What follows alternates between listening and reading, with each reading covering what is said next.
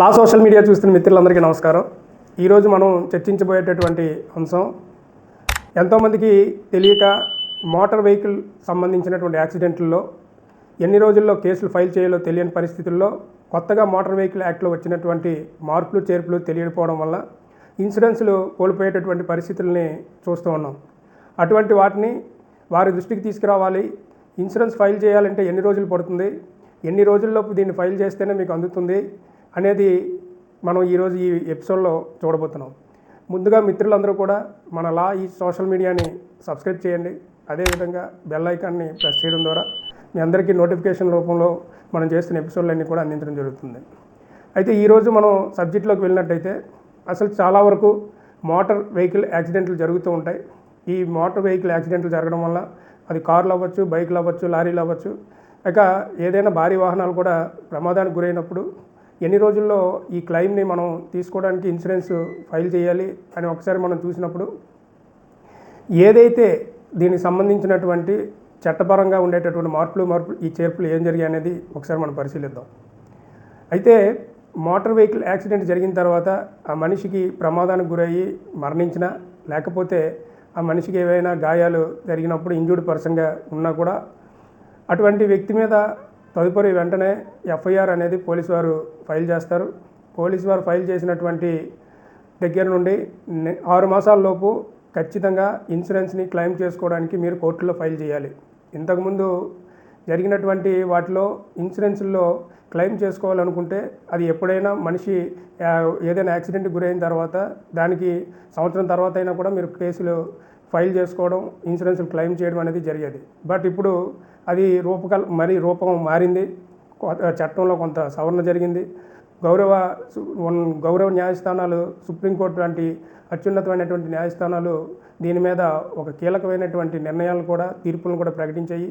దాని ప్రకారం ఇప్పుడు సుప్రీంకోర్టు ఇచ్చినటువంటి గైడ్లైన్స్ ప్రకారం యాక్సిడెంట్ అయినటువంటి వ్యక్తి తన క్లెయిమ్ను పొందాలి అనుకున్నా, లేదు అంటే ఆ వ్యక్తి మరణించి ఉంటే ఆ వ్యక్తికి సంబంధించినటువంటి బంధువులు కనుక క్లెయిమ్స్ పొందాలి అనుకుంటే ఖచ్చితంగా 6 మాసాల లోపు మాత్రమే, అంటే 6 నెలల లోపు మాత్రమే కేసు ఫైల్ చేయాల్సి ఉంటుంది.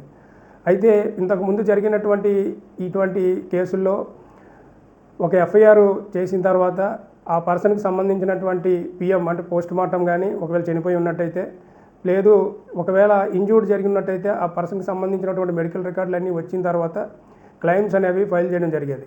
కానీ ఇప్పుడు త్వరితగతిన క్లెయిమ్స్ వేగం అందించాలనే ఉద్దేశంతో గౌరవ న్యాయస్థానాలు ఈ రకమైనటువంటి నిర్ణయాలు తీసుకోవడం జరిగింది. దీనికోసం యాక్సిడెంట్ జరిగినటువంటి 6 మాసాల్లో మీరు ఫైల్ చేసుకోవాల్సిన పరిస్థితి ఉంది. 6 మాసాలు దాటిన తర్వాత దీని కాల వ్యవధి ముగుస్తుంది. కనుక ప్రతి ఒక్కరూ కూడా దీన్ని మాత్రం గుర్తెరగాల్సినటువంటి అవసరం ఉంది.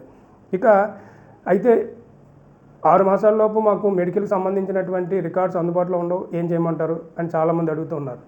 అలాంటి పరిస్థితుల్లో మీకు పోలీసు వారు ఫైల్ చేసినటువంటి ఏదైతే ఎఫ్ఐఆర్ రిపోర్టు, పోలీస్ రిపోర్ట్ ఏదైతే ఉంటుందో అండర్ సెక్షన్ 159 ప్రకారం ఈ రిపోర్ట్ను ఆధారంగా చేసుకొని మీరు ముందు క్లెయిమ్స్ని ఫైల్ చేసుకోవచ్చు.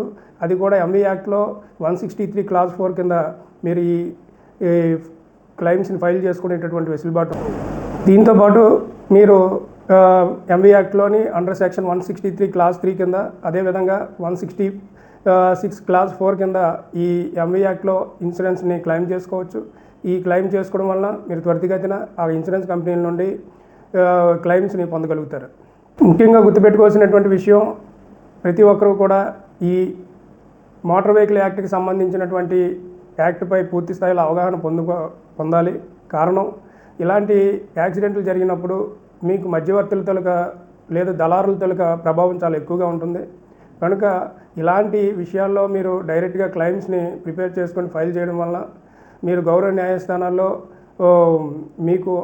మీకు ఏదైతే ఇన్సూరెన్స్ కంపెనీతో జరిగేటటువంటి చర్చలు సఫలీకృతం జరగడం వల్ల మీకు ఎక్కువ మొత్తంలో మీరు ఎంతైతే ఫైల్ చేశారో మీకు ఆ పర్సన్కి వచ్చేటటువంటి నెలవారీ వేతనం ఎంత ఉందో దాన్ని బట్టి క్యాలిక్యులేట్ చేసి ఈ క్లెయిమ్స్ అనేది ఇవ్వడం జరుగుతుంది. కనుక మిత్రులందరూ గుర్తెరిగి ఏదైతే ఈ మోటార్ వెహికల్ యాక్ట్కి సంబంధించినటువంటి 1988కి సంబంధించినటువంటి సెక్షన్ యాక్ట్ ప్రకారం సెక్షన్లు అన్నింటినీ కూడా ఇంప్లిమెంట్ చేసుకోవడం, దీని ద్వారా మీరు వితిన్ 6 మంత్స్ లోపు క్లెయిమ్ని ఫైల్ చేసుకోవాలి.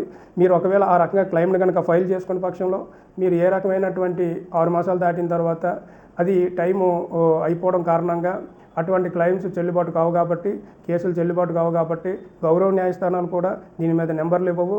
కనుక మిత్రులందరూ కూడా ఇలాంటి సందర్భాల్లో త్వరితగతిన కేసులు ఫైల్ చేసుకోవడం, మీరు క్లెయిమ్స్ పొందాలని చెప్పి ఆశిస్తూ మోటార్ వెహికల్ యాక్ట్ పూర్తి స్థాయిలో అవగాహన కలిగి ఉండాలని చెప్పి తెలియజేస్తూ సెలవు తీసుకున్నాను.